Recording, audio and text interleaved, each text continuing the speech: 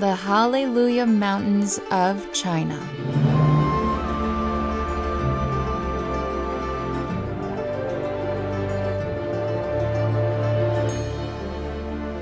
Zhangjiajie National Forest is one of the most beautiful places in the country, known for its towering quartz sandstone pillar mountains that jut out of the earth. They've become commonly referred to as the Avatar Mountains because of their lent inspiration to the highest grossing film of all time, though they're officially known as the Hallelujah Mountains. While the park's natural beauty draws in over 20,000 visitors every single day, the sheer size of it allows for some peace and quiet in various corners of the park, which we gladly took upon ourselves to explore. The National Forest is split into 5 different sections: Yuanjiajie, Yangjiajie, Tianzi Mountain, Huanshi Village, and the Golden Whip Stream. In this video, we'll take you on our journey exploring all 5 areas, showing you the amazing sights you'll get to see, as well as our travel guide with key pieces of information. We made it through security, and right now we're just waiting a few minutes until 7 a.m. when these doors officially open for our tickets. Now, if you have not bought them online on trip.com or any other source, you could buy them right here at the entrance. Do note though, during high season, that line is going to be insane. Now, one way that we've noticed when we first got checked into the hotel, and this is by far the best way to book your tickets, okay guys? Book it with your hotel. Not only do you get a discount, you also get a crazy good deal on the cable cars as well as the elevator. So our tickets in total were 210 yuan for the entrance and 248 yuan for unlimited rides on all the cable cars as well as the elevator. So across 4 days, everything for us is included, and that by far is the greatest deal. After scanning our tickets at the east entrance, we headed towards the first area we would be exploring, Yuanjiajie, famous for the Avatar or Hallelujah Mountains. To get around the park, you will need to take a bus that shuttles you around the different areas, and thankfully, all bus routes are included with your park entrance ticket. Our first stop was the record-breaking Bailong Elevator.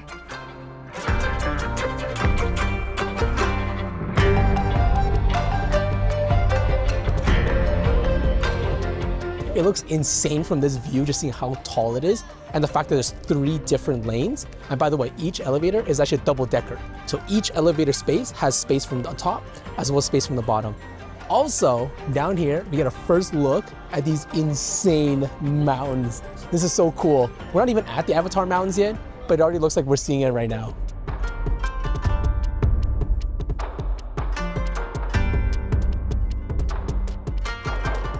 After getting your tickets and registering your passport, which is something you have to do in order to get into the park, all you have to do is scan your face every entrance. So no need to bring out your tickets, no need to bring out your passports, just bring your face and then you'll pass through.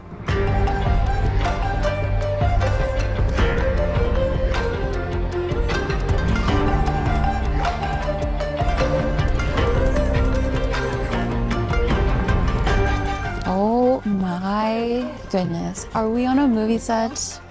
Where is this real life?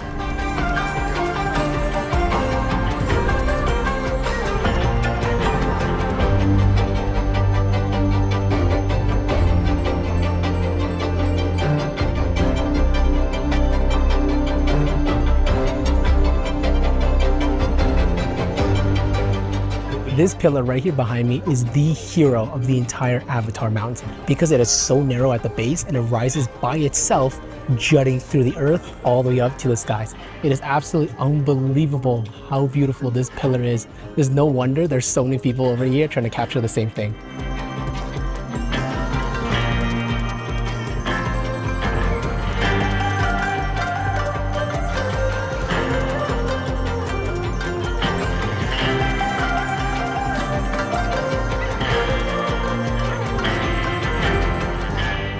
We actually didn't grab breakfast before, so we're so glad. It's very easy to grab food throughout the entire park. There are so many street stalls here, and it feels like we're just strolling through a morning Chinese market. So many fruits, fruit juices, but all of the fresh food here is definitely calling my name, and we decided to get some hot, this crispy, savory tofu.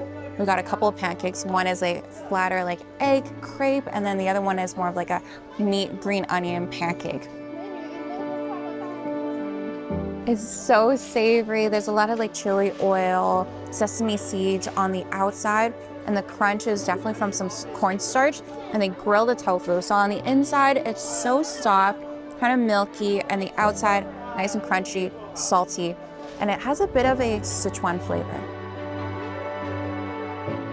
After quite a bit of walking, we made it to the first bridge under heaven. This is a completely natural bridge, and it creates a gorgeous archway between the mountains. This is the final spot in the Yuanjiajie area, and then we're gonna head on to a bus before heading to the next section of the park. So we just overheard one of the tour guides saying that this bridge is 350 meters in elevation compared to the ground below. That is crazy. I can imagine walking on it before there was any barrier.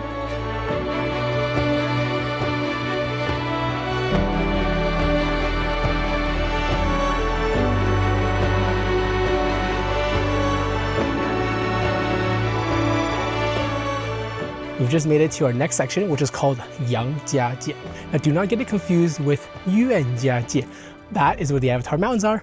Over here, it is significantly quieter. Tour groups don't really come here because honestly, the views aren't the best, but we're still excited to explore, especially because we have a lot of time here. If you are short on time, I probably wouldn't recommend coming to this area. There are two main things we're doing. One, we're going through these woods to get to a viewpoint. And number two, because of our unlimited cableway pass, we're gonna ride the cable car up and down so we can enjoy the views along the way.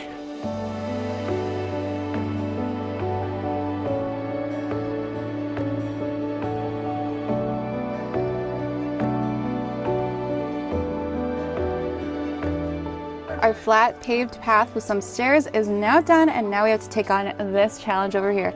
The left is where we go up, and then the right ladder is where we go down. Left one's a little bit steeper, so we're gonna take the dangerous path first. That is significantly steeper. That's actually pretty wild when you look at it. Yeah, that's why it's safer to go up it. Babe, at the very top, it's a near vertical.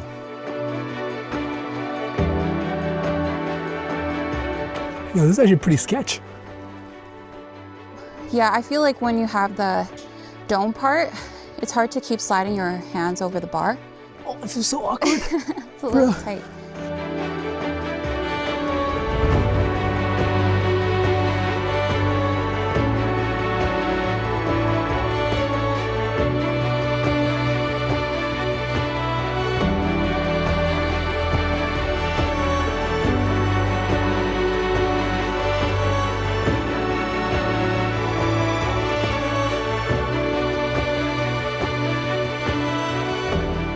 Thanks to our unlimited rides pass, we decided to hop on the Yangjiajie cable car for a little round-trip scenic journey. One of the best ways to enjoy the incredible mountain views is from the cableway, and for about 15 minutes, we got to sit back and do just that.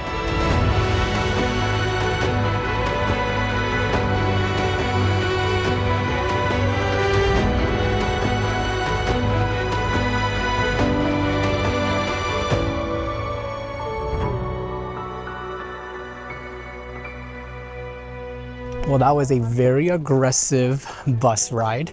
Our driver did not fear death. It felt like he was a Formula One driver. He just ripping through those corners at the top of the mountain on speeds I've never seen.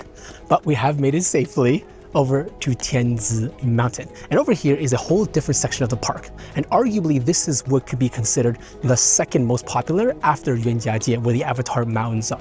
We don't really know what's in store for us here, but based on the popularity, the views should be great.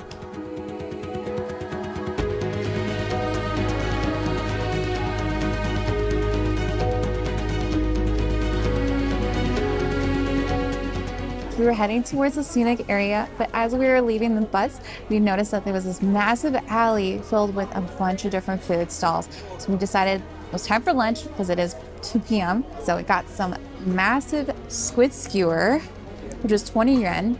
Pretty ridiculous how affordable that was. This one was the same price, and it's basically like grilled potatoes. Those wedges do look really good though. Mouth is salivating a little bit. And the oil on the skewers is dripping as I'm talking right now, so I think I'm just gonna have to go and dig in.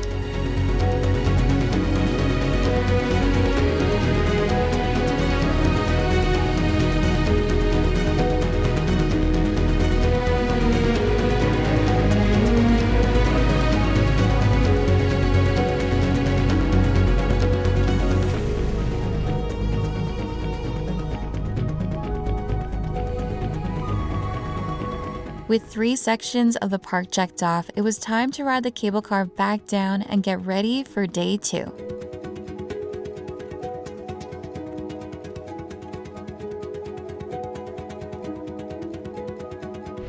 Good morning, guys. It is day 2 of us exploring the Zhangjiajie National Forest. Today, we're actually going to be heading into a different gate into the park.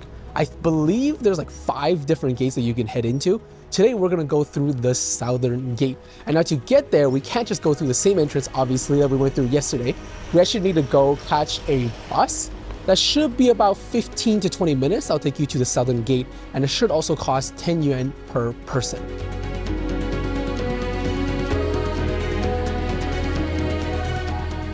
Unfortunately, this is where taking the bus didn't make a whole lot of sense. Yes, we did need to enter through the southern gate, but the bus doesn't leave until it's full, which meant we waited a good 20 minutes until it was.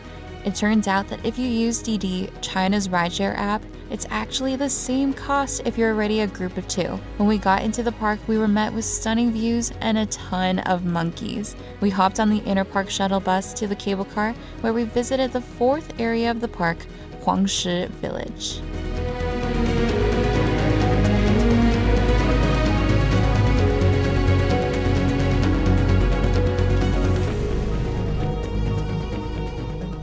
It turns out that Huanshi Village is a lot higher than we had first thought, and the cable car took us quite high up in elevation.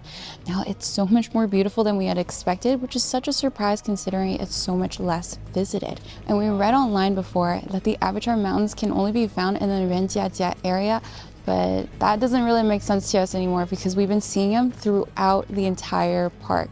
And here in Huangshi Village, they're right up next to you, just like we've seen them before. This area takes about 2 to 3 hours to complete. It essentially creates a full loop with a bunch of different viewpoints along the way.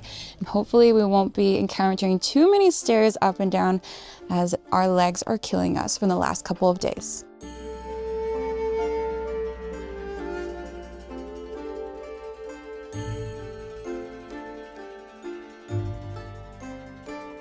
There are actually 2 different loops that you can take over here. There's the Grand Loop, as Lauren mentioned, that one takes about 2 hours in length.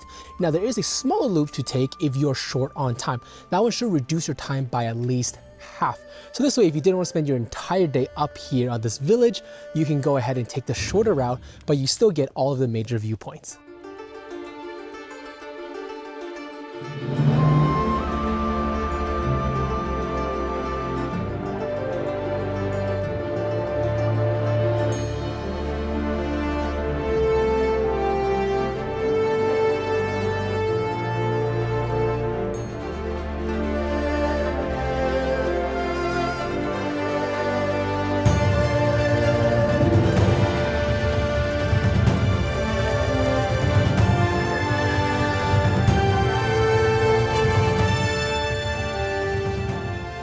The fun thing about Huangshi is how many monkeys there are.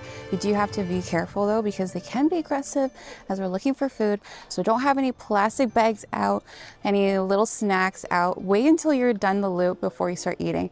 Otherwise, one of these guys is gonna try to grab it. We took the cable car back down and then took the same bus that took us to the cable car from the southern entrance. And from here, we will begin the 5th and final section of the National Forest. So don't forget, we went to 4 already: Yuanjiajie, Yangjiajie, Tianzi Mountain, and then Huangshi Village earlier this morning. So this area is called the Golden Whip Stream. And here we're gonna walk along the base of the mountains and you can see the soaring towers all above us. It's actually a really peaceful walk because not too many people come over here. A lot of the tour groups kind of avoid it because it is a 2-hour trek in order to get to the end. Either way, we're gonna enjoy it. It's so peaceful and quiet.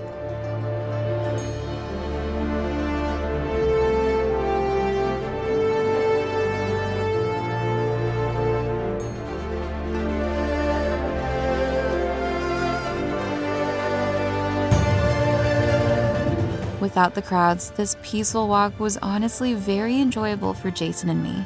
With the sound of the stream to our right and the towering mountains ahead of us, time flew by. One thing to note is the crazy number of monkeys that call this area home. Be careful, because if they see you with food, they will not be shy to grab it right out of your hands.